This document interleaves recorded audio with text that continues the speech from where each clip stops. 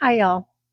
When you were a child and you misbehaved, did your mother or father give you castor oil forcibly or made you drink it, a spoonful of it down your throat? My parents never did that to me, and I'm glad. But it turns out there's a lot to castor oil. I was looking on the internet as I do, and there is a lot of talk these days about castor oil and its uses and benefits. So I did some digging and I came up with some information on the internet that I have to read. I'm sorry. It's not a whole lot, but because I have been, and I am trying something controversial. I'll talk to you about that later. So first of all, I pulled up what is castor oil. Castor oil is a vegetable. Castor oil seeds are rich in triglyceride, which is what makes them so valuable. They also contain small amounts of a toxin called ricin, R-I-C-I-N, which is potentially deadly in concentrated or excess amounts. How did we live our childhood? How did we live through that? Anyway, it must have not been that bad. But then it goes on to say about half a century ago, unbeknownst to many, castor oil was being inappropriately used as a medical treatment for many children. It was extensively used as a laxative and as a medicine against almost all ailments in children and the elderly. These possible illnesses range from cold, cough, fever, to constipation and indigestion. So I was looking at some benefits. It's said to boost immunity. So that is a very good thing. It's thought to improve the lymphatic function, blood flow, and thymus gland health. So there's so much good information about castor oil. The next one is it increases circulation.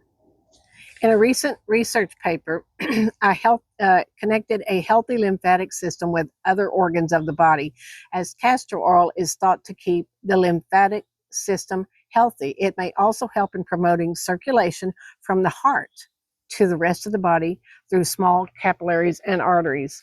Who knew?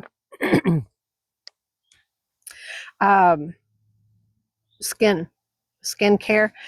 Castor oil is used to protect burns and wounds from infection and is extensively used as a skincare agent, and it helps in treating acne, pigmentation, and sunburn. Again, who knew? I didn't know. I didn't know all this. There's just so much, and I just kind of want to skim through this and then tell you what I'm going to do. But I seriously did not know all this stuff. It treats fungal infections, eases constipation, which that's what that article said, slows the progression of rheumatoid arthritis. Wow. May relieve, well, we don't even need, we're past that, never mind. For anybody that's postmenopausal, we don't need to know about the rest of this. Castor oil can be consumed in small quantities as a laxative and to coat your stomach in case of nausea or chronic vomiting. It can be used topically on skin and hair in order to increase the luster and shine. It is often used on wounds to speed healing and prevent infections.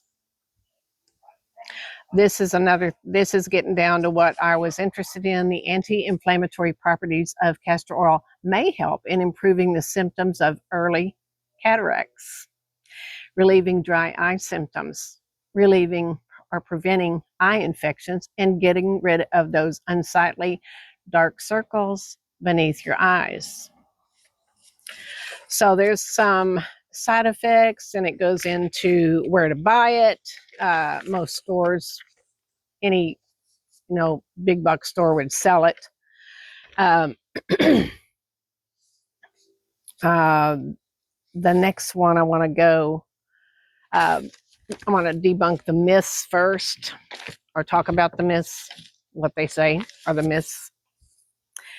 Castor oil reverses presbyopia. There is no current scientific evidence to support the claim that castor oil can reverse near vision. Oh, nearsightedness. While it may provide some benefits for youthful glowing skin, but I've never heard anybody on the internet saying it cured their nearsightedness. But anyway, another myth is what they're saying. Castor oil lowers see, I'm not a medical person. Intraocular pressure in glaucoma. This says there is no evidence that castor oil reduces intraocular pressure. Current glaucoma treatments may involve eye drops. Now, there is castor oil in some eye drops that optometrists and ophthalmologists have been known to use, and I didn't know that. Laser therapy, filtering surgery, drainage tubes, or any combination of these options for glaucoma. Fourth myth, castor oil dissolves floaters. There is no scientific evidence that castor oil reduces the appearance of floaters. Castor oil is unable to penetrate the layers of the cornea to reach the vitreous or any other interior ocular structures.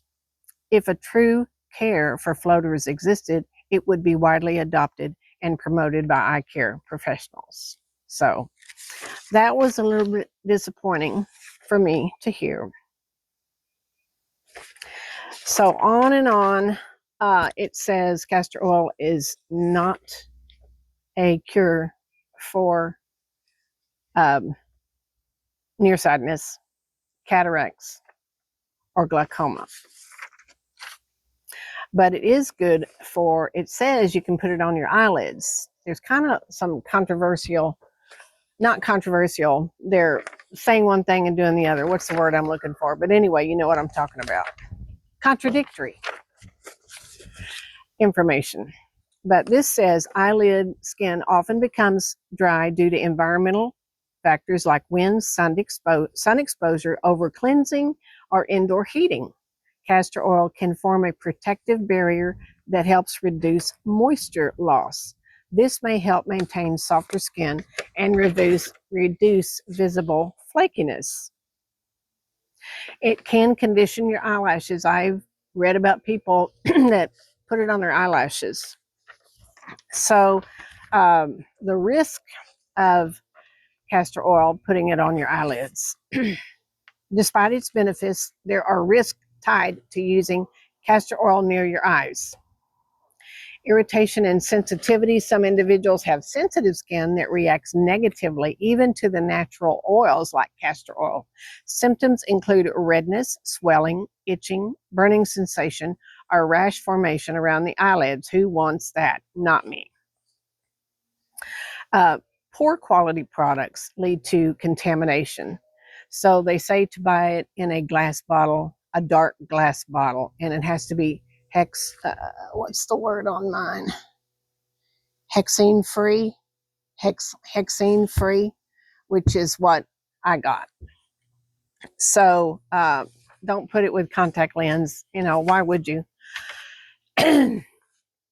So anyway, I have read by several people on the internet in some of the health groups that I'm in that they are putting castor oil on their eyelids. I'm going to go a step further. It may shock you. If you don't know this, it may shock you.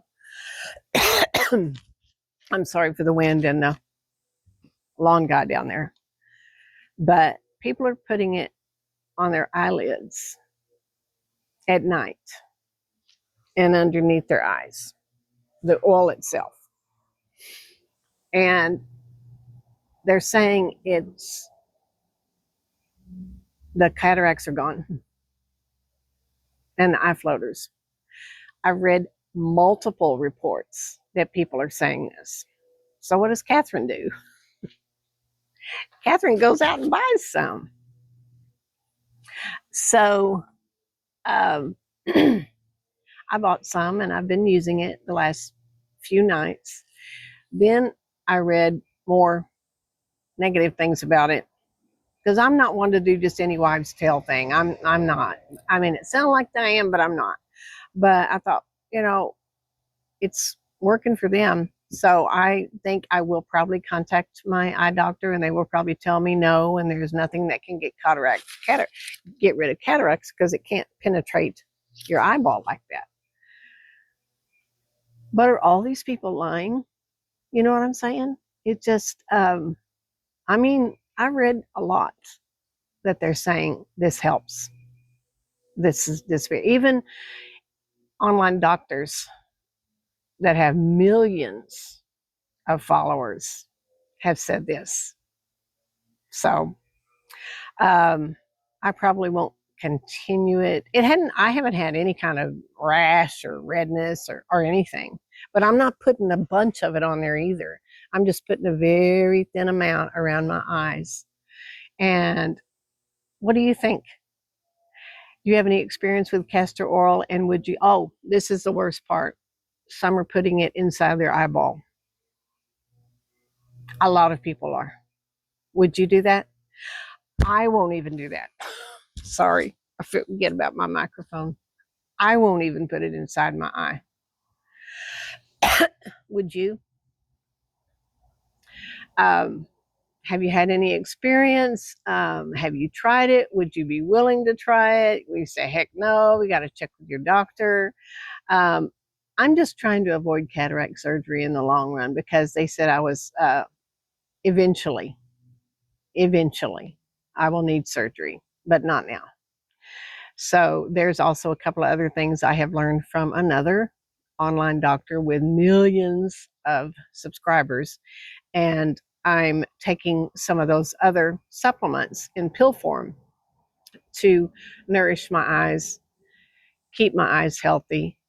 Who wants glaucoma and cataracts or macular degeneration? I don't. And I guess something y'all don't know about me, if you hadn't figured it out, I'm not the type to just say, oh, well, this is going to happen or this has happened, so I just have to wait and see. I don't wait and see about anything. I'm very proactive with my health. And yeah, I make mistakes and I research this stuff.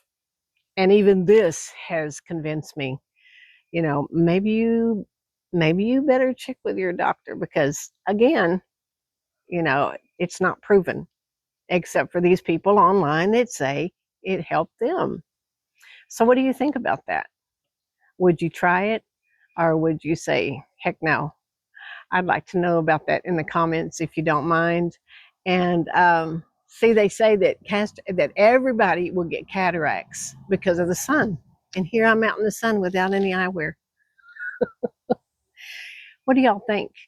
Can you put it in the comments, please? And let me know what you think about this castor oil stuff. Have you read about it? So anyway, one more thing. If you're still here, thank you.